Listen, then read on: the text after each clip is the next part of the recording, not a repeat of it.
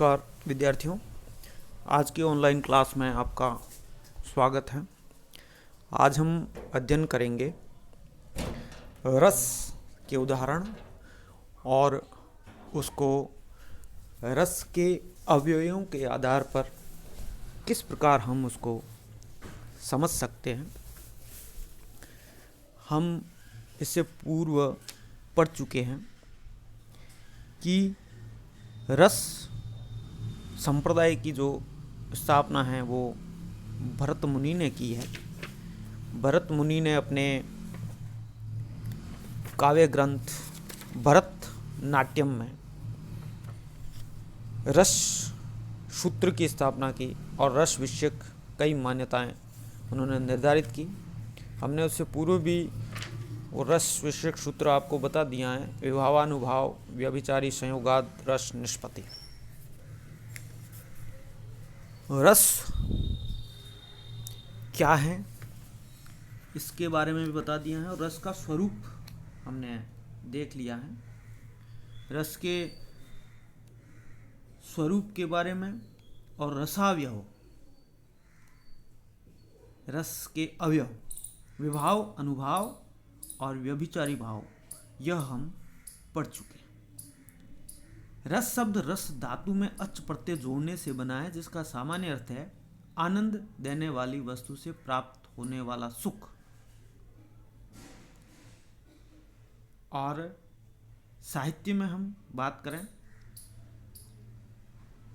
तो हम कोई रचना पढ़ते हैं, सुनते हैं, तब जो हृदय में आनंद विकसित होता है या उत्पन्न होता है उसे ही रस कहा जाता है। रस के अवयवों के बाद हम देखते हैं रस के उदाहरण और उसके लक्षण और उनको अवयवों पर उस उदाहरण को घटित होते समझना, उसको समझते हैं। सबसे पहले श्रृंगार रस की बात करते हैं। श्रृंगार शब्द श्रृंग और आर से बना है, जो कामोद्रेक, काम वासना उठाव और आर का अर्थ गति। तो यह नायक नायिका अथवा प्रेमी प्रेमिका के हृदय में वासना रूप में स्थित रति भाव है, जो विभाव, अनुभाव, संचारी भावों के संयोग से श्रृंगार रस के रूप में उत्पन्न होता है या निष्पन्न होता है या इसकी निष्पत्ति होती है। हम एक उदाहरण लेंगे।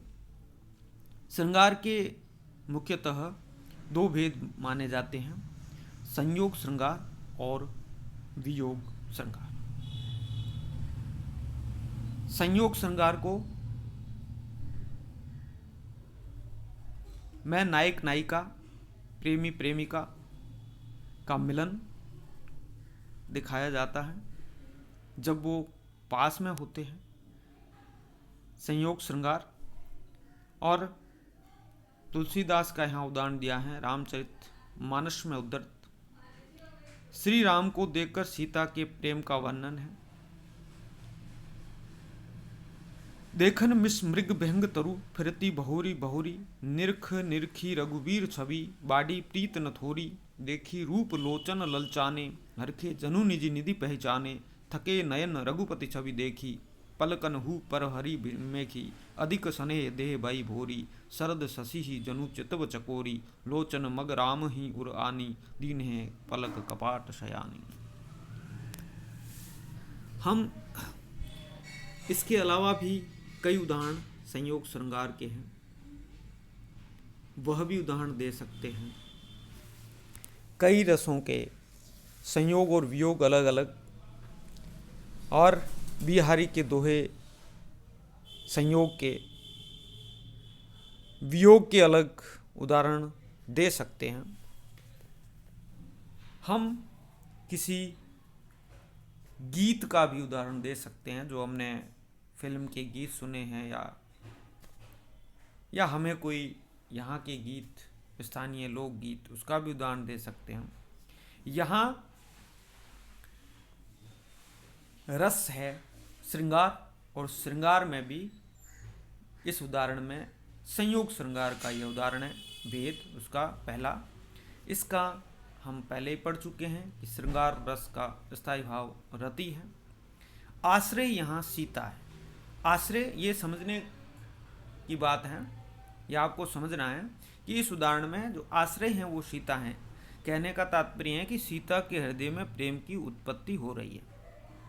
आलंबन यहाँ राम है, यानी उस किस माध्यम से हो रही है वो आलंबन राम है। हमने पहले पढ़ा है रसावयव में, रस के अवयव में जो विभाव होते हैं दो प्रकार के होते हैं, आलंबन विभाव और उद्दीपन विभाव। यहाँ आलंबन राम है, आश्रय सीता है, यानी राम को देकर सीता के हृदय में रति भाव जागृत हो रहा है और श्रृंगार रस वहाँ उत्पन्न होता है। उद्दीपन विभाव, दो विभाव होते हैं, आलंबन और उद्दीपन। वह आलंबन राम है यहाँ, और उद्दीपन वाटिका आदि जहाँ पर सीता और राम का मिलन हो रहा है और वहाँ का प्राकृतिक जो सौंदर्य है, दृश्य है, वह सब उद्दीपन विभाव में आते हैं। और उद्दीपन विभाव में आती हैं आलंबन की चेष्टाएं।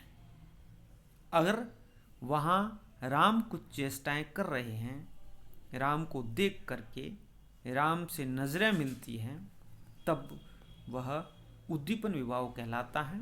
उसके बाद अनुभाव, अनुभाव का तात्पर्य है आश्रय के भाव जो होते हैं, आश्रय की चेष्टाएं होते हैं। जैसे स्तंभ, स्तंभ यानी रुक जाना, ठहर जाना। थके नयन रघुपति छवि देखी, नयन ठहर गए रघुपति की छवि देख करके।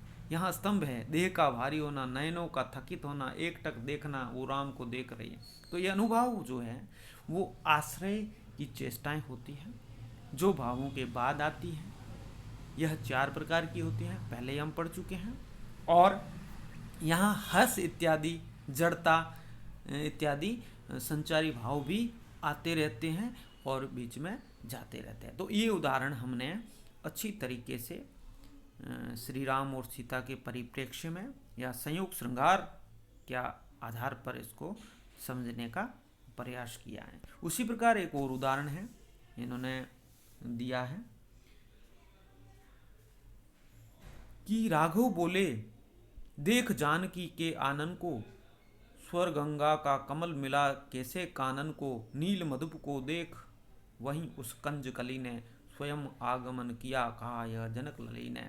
और दूसरा है कि मिले कपोल कपोल सो अधिक निकटता पाए, किया आलिंगन पुलक भर मेली भुजा भुजमाए, मंद मंद सुरसों विविध करत बिना क्रम बात, बातें वे बीती नहीं गई बीत ही रात।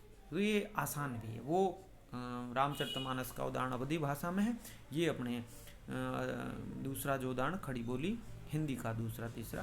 तो इसमें हम सरल उदाहरण भी आप लिख सकते हो जब सभी रसों का लक्षण और उदाहरण सहित आपको प्रश्न पूछा जाए। अब यह अन्य उदाहरण भी संयोग श्रृंगार के दिए हैं। इसमें भी वही उसी प्रकार से हमें समझना होगा कि इसमें रस, स्थायी भाव, आश्रय, आलंबन, उद्दीपव, अनुभव और संचारी भाव कौन कौन से हैं। आगे देखते हैं वियोग श्रृंगार। वियोग श्रृंगार का भी एक अच्छा उदाहरण इन्होंने दिया है। भूखन बसन बिलोकत सिय के, प्रेम विवश मन कंप पुलक तन, नीरज नैन नीर भर पिय के, सकुचत कहत सुमिरी उमगत, शील स्नेह सगुन गणतीय के। यहाँ रस वियोग श्रृंगार है, स्थायी भाव रति है, आश्रय यहाँ राम है कि और आलम्बन यहाँ सीता है।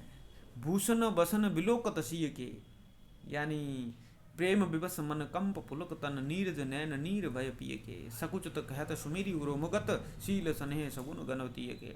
तो जब राम सीता से दूर होते हैं, सीता हरण हो जाता है, उसके बाद उसके वस्त्र और गहने देख कर राम जो है प्रेम विवश हो जाते हैं, तन पुल कंपित हो जाता है, आँखों में आंसू आ जाते हैं। तो यह है आश्रय राम है, आलम्बन सीता है, यहाँ उद्दीपन सीता के वस्त्राभूषणों को देखना है, अनुभाव है कंप रोमांच अश्रु आना, और संचारी भाव यहाँ स्मृति संकोच उमंग। ये स्मृति है राम की, और राम का हृदय यहाँ आश्रय है, राम के हृदय में वो वियोग श्रृंगार रस उत्पन्न हो रहा है, वही विभावानुभाव व्यभिचारी भाव के संयोग से। और उसी प्रकार ये भी उदाहरण आप दे सकते हो, इसका भी दूसरा उदाहरण है, तीसरा उदाहरण भी आप अच्छा है, आप समझ सकते हो उसे। जैसे ये अति मलिन वृषभानु कुमारी, अधमुख रहती उर्द नहीं चितवती, जो गत हारे थकित जुआरी, छूटे चिकुर बदन कुमिलानो, जो नलिन हिमकर की मारी। यहाँ श्री कृष्ण और वृषभानु कुमारी, यहाँ राधा है, वृषभानु की पुत्री।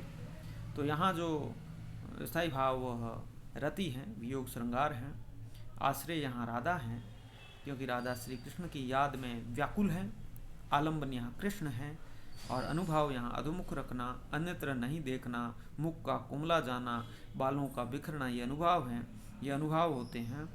आश्रय की चेष्टाएं होती हैं, आश्रय क्या हरकत करता है, आश्रय की ये हालत होती है, और संचारी भाव ग्लानि चिंता दैन्य ये सब आते जाते पानी के बुलबुलों की तरह रहते हैं।